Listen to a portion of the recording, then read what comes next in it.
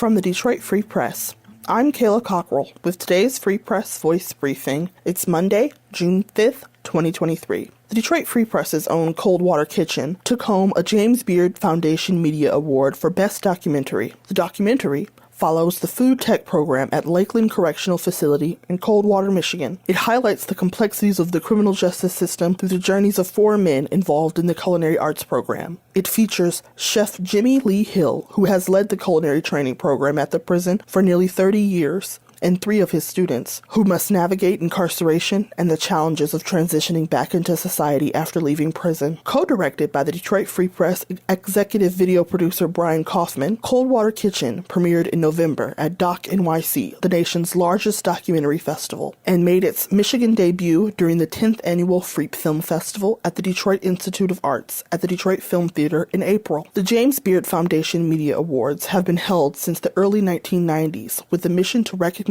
excellence in broadcast and print and food journalism, and among literary works centered on food and beverage subjects. The honor has been bestowed upon food journalists from esteemed publications and networks including the New York Times, the Los Angeles Times, the Boston Globe, the Atlantic, Hulu, and more. This is the Detroit Free Press's first James Beard Foundation Award. This is Detroit Free Press auto critic Mark Phelan.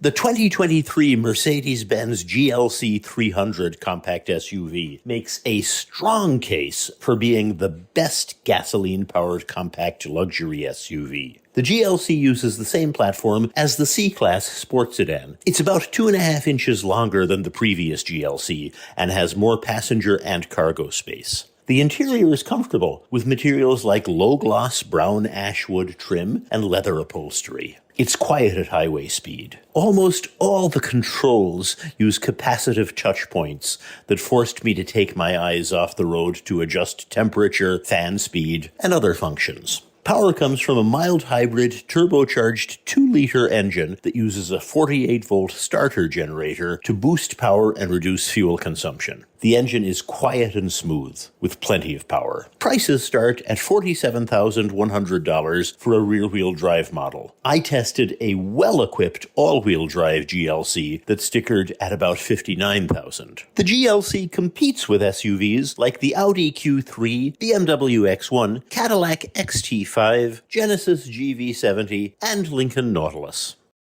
I'm Clara Hendrickson for the Detroit Free Press.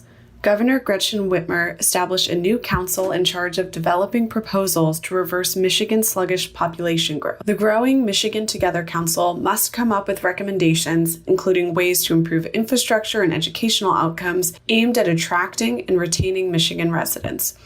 The 2020 decennial census, the once-a-decade count of all people in the U.S., showed that Michigan experienced the second slowest population growth in the nation over the previous decade. Business and policy leaders have described population stagnation as one of Michigan's most pressing challenges. The council will have the help of a new chief growth officer, Hillary Doe, a Michigan native who left the state but ultimately returned home. During a keynote address at the Mackinac Policy Conference hosted by the Detroit Regional Chamber, Whitmer said Doe will be the state's first ever in such a role.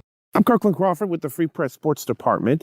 The Detroit Grand Prix has come and gone, and the new winner is Alex Palou, the Spaniard, who happens to also be the leader in the pack in the IndyCar Series standings this year. Palou was the pole sitter for Sunday's race and practically led throughout, pulling away from the pack and winning by more than a second Sunday afternoon in the streets of Detroit. He becomes the first man since Emerson Fittipaldi to win the Detroit Grand Prix that raced through downtown.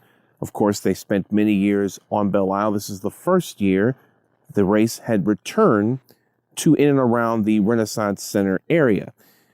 Will the race return next year? So far, so good. No news is good news in that regard. So expect to hear the engines roaring and the speeds going up to 200 miles per hour again next year around the first weekend in June. For more stories from the Detroit Free Press, be sure to check out freep.com. That's FREEP.com.